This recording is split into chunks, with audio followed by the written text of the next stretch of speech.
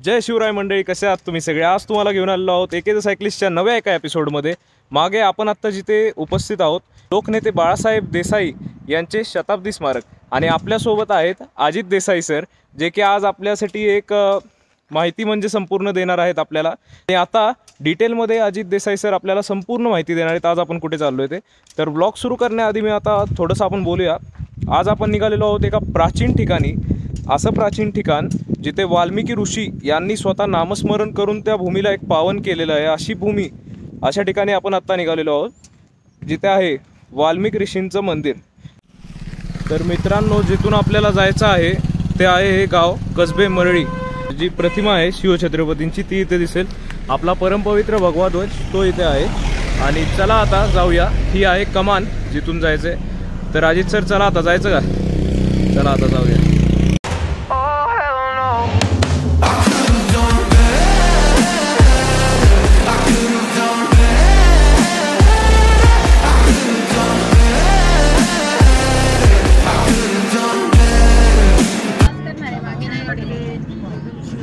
नसती उठा ठेव त्यांचा असा नाही का, ते मस्ती करायची आहे ना, नसती मस्ती की अरे आवाज वाढव रे, आवाज वाढव।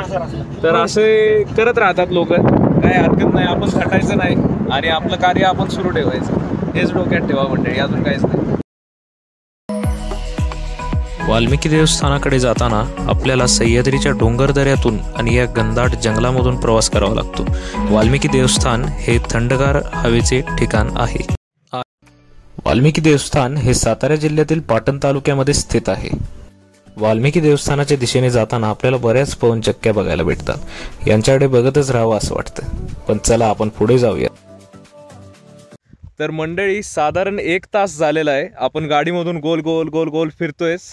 तर जे पण आपले व्ह्युअर्स आहेत त्यांना मी एक सांगेन की इथे येताना डबा, पुन्हा तुमच्या ज्या काही फर्स्ट एड वगैरे सगळ्या गोष्टी कॅरी करा, कारण इथे वेडीवाकडे एकदम असे वळण आहेत, तर त्यामुळे काही कळत नाही की कोण कुठून येतंय, काय होईल, काहीच माहीत नाही। आणि शक्यतो सकाळी जेव्हा उजेड असेल त्या टाईमलाच तुम्ही या, किंवा दुपारी, कारण संध्याकाळी येणं इथं थोडं अवघड आहे। काय सांगाल अजित सर याबद्दल? हा खूप सुंदर, आणि हा जो रोड आहे, हे अंतर आहे ते खूप जास्त आहे। आणि ॲक्च्युली कसं आहे, तुम्हाला येताना तुम्ही डबा, टिफिन, पाणी वगैरे आणल्यानंतर काय होईल की वरती असं निसर्ग असल्यामुळे पूर्णपणे तुम्ही कुठेही जेवण करू शकता, कुठेही थांबू शकता। अजून पुढं तुम्हाला इथून पुढं अजून एक 8-10 किलोमीटर वरती आपलं वाल्मिकी मंदिर आहे। बरोबर, आपल्याला जायचं आहे, तिथं पण खूप सुंदर वातावरण वगैरे आहे। बरोबर, आपण पाहणारच आहोत तिथे गेल्यानंतर आता। येस, तर इथे पवनचक्की किती आहेत तुम्ही मागे बघू शकता, 1 2 3 आणि अजून बऱ्याच साऱ्या आहे का नाही अजित सर? Yes sir. तर आता आपण इकडे मागे दिसतायत का? दिसतायत मागे खूप साऱ्या आहेत पवनचक्क्या। तर चला आता जाऊया आपण पुढे। आणि मी आता काय केलं, मग मी मस्त आहे ना झोप काढून घेतली। अजित सर आणि दादा होते पुढे, ड्रायव्हिंग करत होते ते। आता अजित सर करतील ड्राईव्ह, दादाची आता झाली आहे ड्राईव्ह, थोडं आता त्याला रेस्टमध्ये, आणि सर आता येतील। तर आपण बघूया पुढे काय होते ते। इथून 1 तासाचा असा प्रवास झाल्यानंतरही अजून 8 ते 10 किलोमीटर पुढे अंतर राहिलेलं आहे। जाऊया आणि बघूया। यातून तुम्हाला एक गोष्ट कळत असेल की जे ऋषीमुनी होते ते त्या काळीही त्यांनी मानवी वस्ती सोडून एक त्याग केला, आणि जाऊन असं तप करून आज त्यांचं इतके वर्ष झाल्यानंतरही त्यांचं नाव आहे। काय अजित सर, बरोबर का नाही? येस। तर मित्रांनो, तुम्ही जेव्हा इथे याल एंट्रन्सला, तर असं तुम्हाला इथे काही दिसेल, सह्याद्री व्याघ्र प्रकल्प, निसर्ग पर्यटन केंद्र पानेरी सातारा। तर ढेबेवाडी ह्या लोकेशनचं फायनल नाव आहे, आणि सह्याद्री टायगर रिझर्व हा जो प्रोजेक्ट आहे त्या अंडरच हे ठिकाण येतं, तुम्ही इथे पाहू शकता। आणि आता आपण बसूया कारमध्ये, आणि कारमध्ये बसून आपण आता लोकेशनला जाऊया। आल्यानंतर तुम्हाला इथे अशी रजिस्ट्रेशन करावी लागते, जे काही व्हेकल असेल तुमचं ते, आणि त्यानंतरच तुम्ही आत जाऊ शकता। तर चालेल, आता आपण आत जाऊया। गेटमधून एंट्री केल्यानंतर इथे रस्ता थोडासा खराब आहे, त्यामुळे गाडी सांभाळून चालवा। हे जंगल इतकं जास्त घनदाट आहे की मी तुम्हाला शब्दात याचं वर्णन नाही करू शकत, त्यासाठी तुम्हाला इथे प्रत्यक्षात भेट द्यावीच लागेल।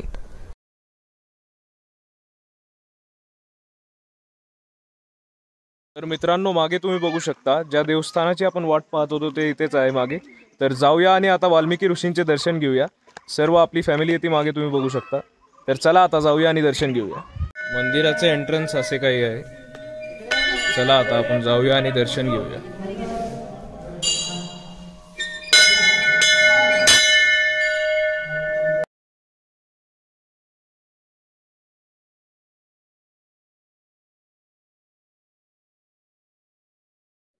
वाल्मिकी समाधी घेतली, पण त्याच्या आधीचा इतिहास असा आहे की ज्यावेळेस ते मारेकरी म्हणजे ज्यावेळेस रस्त्याला जायचे आपले सामान्य समाज, त्यावेळेस ते काय करायचे, सामान्य समाजाला त्रास द्यायचे, मारायचे आणि त्यांच्याकडून आपलं धन घ्यायचं त्यांचं.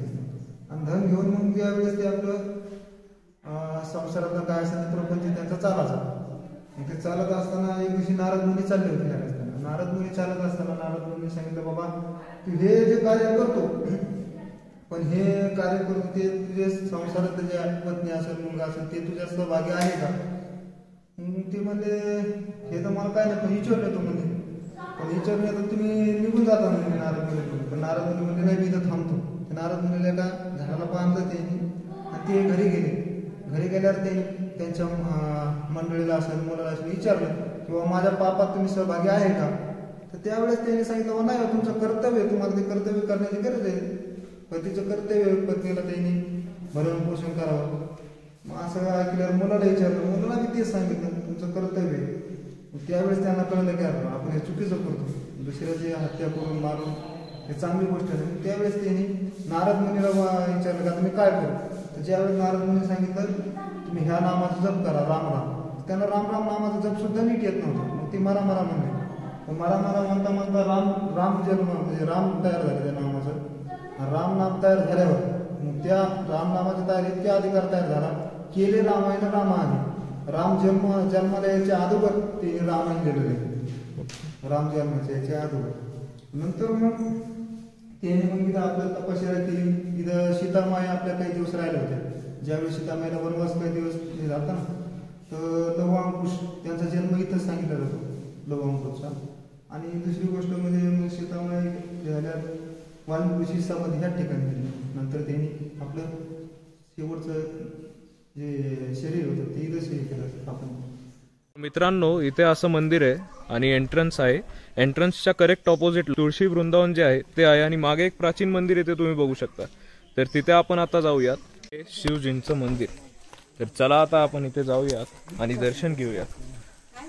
आधी इथे नंदी महाराज तुम्हाला एंट्रन्सला दिसतील आणि त्यानंतर आतमध्ये आहेत आपले शिवजी. ओम नमः शिवाय कमेंट करा. आत्ता आपण अशा घनदाट जंगलामधून कुठेतरी चाललोय, मलाही नेमकं माहित नाहीये कुठे. तर इथे उभे आहेत बघा नसती उटाटे. एकदम खरंच खऱ्या अर्थी म्हणजे जसं सौरभ शेठ बोलले की आता प्रसन्न एकदम मनाला वाटतंय, तर अगदी खरं बोलले ते. चला आता आपण जाऊया, जेवण करूया. जेवण करण्यासाठी इंटरेस्टेड आहात का नाही? येस. मित्रांनो, हे तेच ठिकाण आहे जिथे वाल्मिकी ऋषींनी रामनामाचा जप करून या टोमक्याला पाणी फुटले असं सांगितलं जातं. टोमक्याला म्हणजेच त्यांच्या काठीला. इथे असं सांगण्यात येतं की जितकी जास्त मोठी लगोरी तितक्याच लवकर मोठी एखादी इच्छा पूर्ण होईल.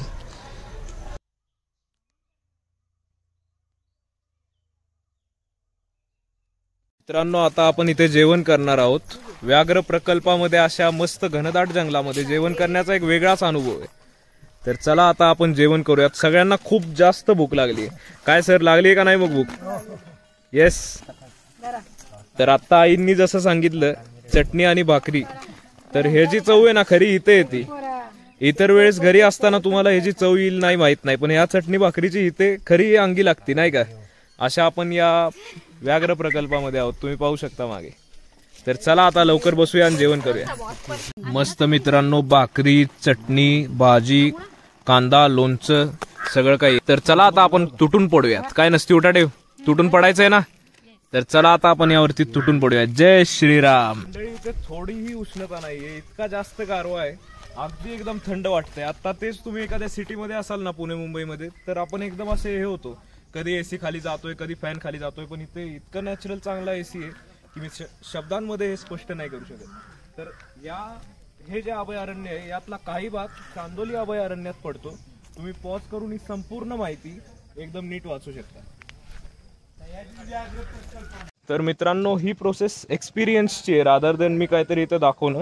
इथे असं पाण्याचा झरा वगैरे तुम्ही मागे बघू शकता आणि वाट आहे. इथे वांग नदी उगमस्थान असं इथे लिहिलेलं आहे आणि हे नदीचं असं इथे दाखवलेलं आहे. तर ही स्वतः एक्सपिरियन्स करण्याची गोष्ट आहे. हे जे घनदाट जंगल आहे मागे, तर मी तुम्हाला जरी किती जरी सांगितलं की इथे असं आहे तसं आहे या इथे, तर त्याचा काहीच अर्थ राहणार नाही. पण प्रत्यक्षात जेव्हा तुम्ही इथे याल, हे अनुभवाल, तर त्याचा खऱ्या अर्थाने काहीतरी अर्थ बनेल. तर चला आता जाऊया. तर मित्रांनो, इथे मागं लिहिलेलं आहे वसुदैव कुटुंबकम. ही जी वसुंधरा आहे, ही जी पृथ्वी आहे, तेच आपलं कुटुंब आहे. ही आपल्या सनातन धर्माची अशी एक म्हणजे ओळ आहे जी तिला रिप्रेझेंट करते की आपला धर्म कसा आहे आणि किती एकदम चांगला आहे, ब्रॉड माइंडेड आहे आपला धर्म. त्या पुराणात हे सांगितलेलं आहे की सारे विश्वची माझे घर. तर त्यासाठी इथं लिहिलेलं आहे वसुदैव कुटुंबकम. जे चांदोलीचा वाईल्ड लाईफ सेंच्युरी आहे त्याच्यातलाच हा काही भाग आहे. तर मागे आपल्याला आता भेटलेले आहेत, तर त्यांना आता विचारूया तुम्हाला इथे आल्यानंतर कसं वाटतंय? एकदम मस्त. शहरासारखी फील येते का इथे?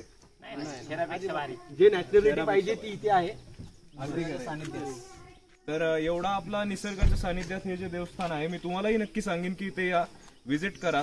आणि अजून एक गोष्ट ही सांगेन की इथे कुठल्याही प्रकारची आपल्यामुळे हानी होणार नाही आणि काही इथे घाण होणार नाही. सगळं काही आपण स्वच्छ असा आपला इतिहास ठेवूया. तर चला आता भेटूया आपण पुढच्या ब्लॉगमध्ये. तोपर्यंत जय श्रीराम.